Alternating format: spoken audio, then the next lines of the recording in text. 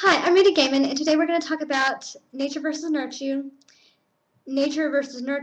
and family influence and how much families influence each other. Now, this is no small thing. Many times people, they do not really give it enough credit. They don't really believe that it's that important. They don't really think that they don't have complete control over it. And they do have control over it, but there are so many aspects that need to be counted. For instance, there's the genetic aspect, then there's the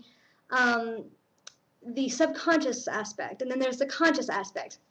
So you need to think about all three of these layers when you're thinking about your influence on other people and their influence on you.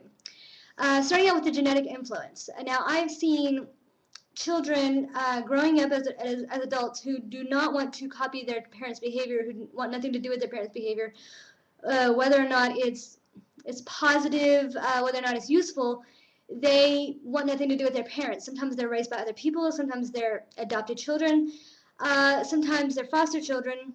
Whatever the case, they don't really want to mimic their parents, and so they make this conscious decision to be other than that, but that's not the way it works. I found over and over and over again that these people who consciously decide to not be like their parents or like their siblings, they are subconsciously wanting to continue certain traits, especially if they're inherently positive traits, and genetically they're already predisposed to behave in a certain way or to have certain influences. For instance, I know a man whose daughter is athletic, and he was a marathon runner when he was younger, and his daughter's athletic, but she was raised by her mother and her stepdad, and so she's married now, so she already has a lot of men in her life, but his influence on her is a lot greater than perhaps she's even aware of, because she was also a marathon runner. She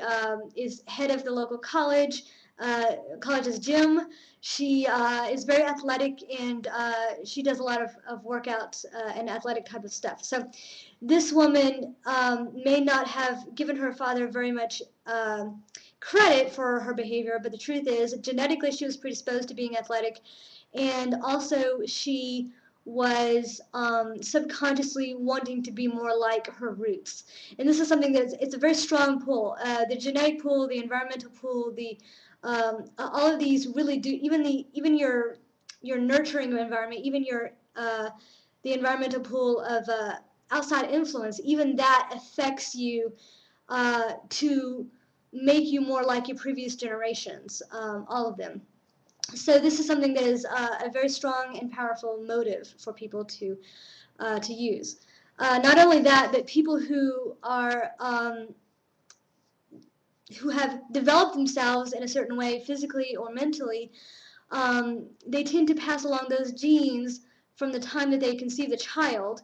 They tend to pass along genes that they have developed as of today, rather than just predispositions from their lineage. So let's say you have a family history of obesity, fat, lazy, slovenliness, and you turn your life around and you become athletic and physically active and health oriented and very high energy and active. Well, you're actually, if you have children after the change, after you become physically active and athletic, you're actually more likely to perpetuate that lineage and actually contribute your new genes, your modified genes, to your children's genes.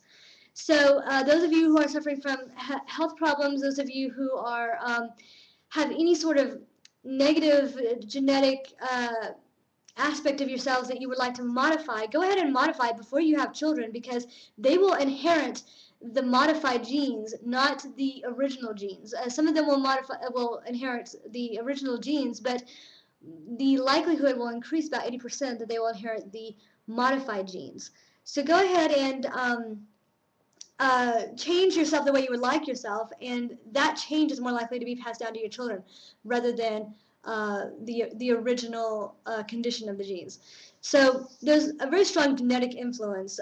It's influenced by whatever position your parents were in whenever they first conceived you.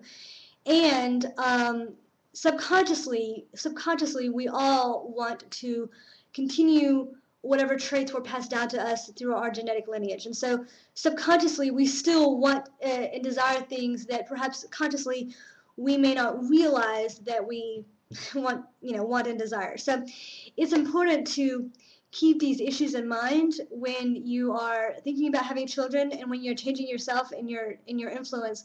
And also, when you're setting an example for your children, it's important to realize that kids see through everything. They see through lies, they see through deception, they see through excuses. And you might as well be honest with them, and you might as well be honest with yourself, and you might as well change yourself so that they are growing up in an environment which develops certain habits. Habits are not created most easily by doing something 21 or 41 days in a row. Habits are created most easily by surrounding yourself with people and environments which support those habits. So if your parents, they don't have the habit of, well, if your parents did have the habit of, keeping the bathroom, brushing their teeth every day, 3 times a day, they would also have the habit, the supporting habits of keeping the bathroom clean, keeping the bathroom sink clean, not having a lot of clutter around the lavatory, around the toothbrushes, maybe taking extra special care of the toothpaste in the toothbrushes, always keeping them in stock, never running out, doing it before they go outside of the house, doing it after every meal. And so you would not be likely to develop a habit that would support doing something directly after a meal that would not enable you to just quickly run to the bathroom and brush your teeth. So there are these supporting habits that are part of an overall lifestyle which contribute to every single habit that you have. And so it is easiest to pick up new habits, whether good or bad, if you're around someone who already has those habits. So it's important to remember that. When you're making conscious decisions, remember you already have 2 layers beneath you affecting your behavior outside of your conscious decisions, and they are your genetic influence and your subconscious influence. So remember that if you want to get rid of something, you have a lot more pull you have a lot more to pull than you originally thought. And also, you need to remember that whatever you pass down to the next generation is going to greatly affect them, and whatever habits you instill in them today by surrounding them with certain habits will also be likely to be adopted by them and passed down in their lineage already. Their modified genes coming from the behavior that they have as children that they grew up with, which was influenced by your own nature, nurturing environment. So think about your influence and family influence and genetic influence.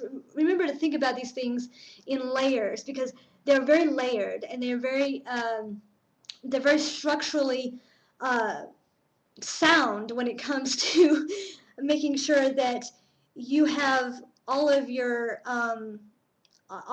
intentions in place. You may have really high and really valuable conscious intentions, but you're forgetting about your subconscious intentions, which are to pass along the strongest genetic traits that you possess, which may be negative ones, but maybe positive ones.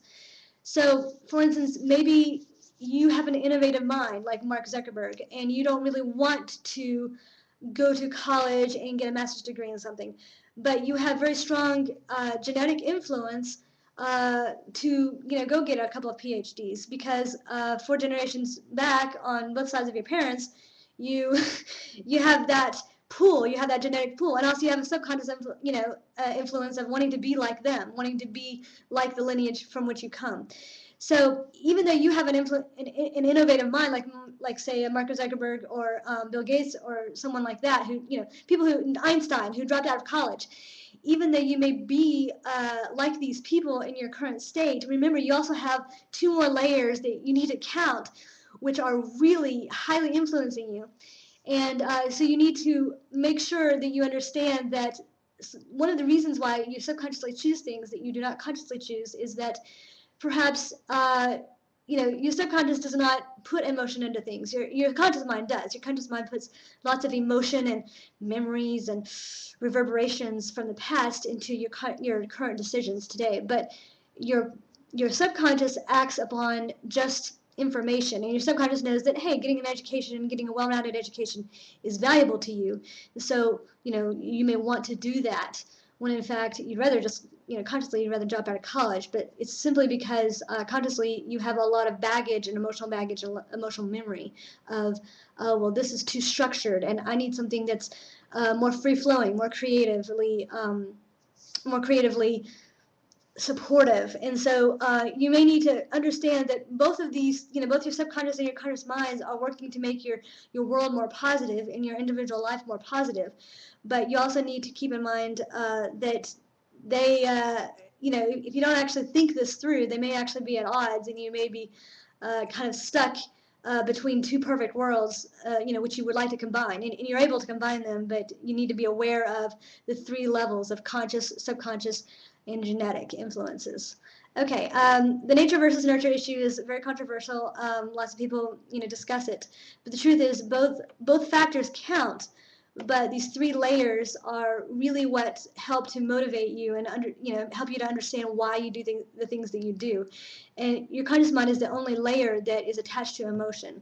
So you need to make sure that you're listening to your subconscious and your genetic influences, and listening to the emotionless side of reasoning, things that are good for you, whether or not currently you think, oh, well, maybe it's all just a conspiracy, or something like that. So stop listening to your siblings or your parents, and listen to yourself and listen to who you are, because there's only one life that you lead, and that's yours. Okay, I'm Rita Gehman, and this is the end of this video, and thank you.